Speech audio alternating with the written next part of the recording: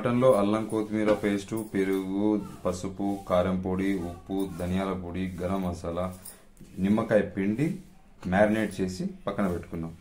పైన కొత్తిమీర, కరివేపాకు వగేరా మొత్తం వేసి మిక్స్ చేసి పెట్టుకున్నాం.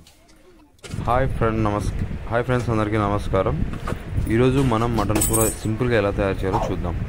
ఫస్ట్ ఒక బనాలీలో నూనె పోసుకొని అందులో ఉల్లిగడ్డలు, కరివేపాకు, పచ్చిమిర్చి వేసి బాగా వేగనివ్వాలండి.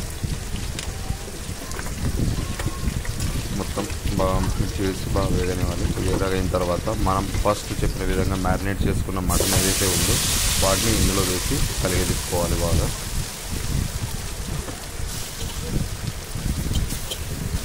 ముక్కకు మసాలా పెట్టేది ఒక హాఫ్ అన్ అవర్ పక్కన పెట్టుకోవాలండి. హాఫ్ అన్ అవర్ కానీ 1 అవర్ కానీ మన ఇష్టం, పక్కన పెట్టేసేయాలి.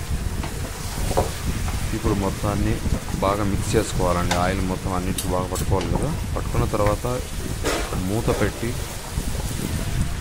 ఒక 15 నిమిషాలు బాగా లో ఫ్లేమ్లో మగ్గనివ్వాలి. ఎందుకంటే మనం వాటర్ ఇక్కడ తక్కువ యాడ్ చేస్తాము, ఎక్కువ యాడ్ చేయము. ఫస్ట్ మగ్గిన తర్వాత వాటర్ యాడ్ చేసుకోవాలి మనం. సో సన్నని మంట మీద మగ్గేలాగా చూసుకోండి.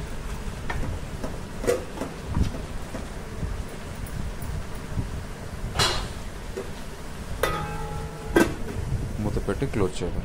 మనం ఇక్కడ బాగా గుర్తుంచుకోవాలి, ఇక్కడ మనం ఎటువంటి ఒక ఉప్పు తప్ప ఇంకే మసాలా మనం యాడ్ చేయట్లేదండి. చూడండి, మొత్తం వాటర్ అలా పైకి వచ్చేసింది కదా.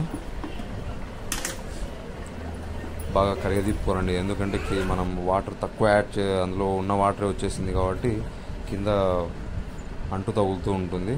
మాడు తగలకుండా చూసుకోండి జాగ్రత్తగా. మధ్యలో కలగదిప్పుతూ ఉండాలి. ఈ విధంగా 15 మినిట్స్ బాగా మరగనివ్వాలండి. సో బాగా మరిగిన తర్వాత మళ్ళీ మూత పెట్టి ఇంకో 5 మినిట్స్ చెక్ చేసుకున్న తర్వాత ఒక 5 మినిట్స్ మళ్ళీ మగ్గనివ్వాలి.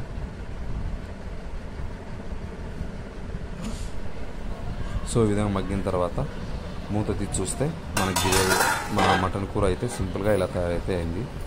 సో ఫ్రెండ్స్, ఈ వీడియో మీకు నచ్చినట్లయితే లైక్ చేయండి, షేర్ చేయండి, కామెంట్ చేయండి, సబ్స్క్రైబ్ చేసుకోండి, గంట సింబల్ కూడా మర్చిపోకండి.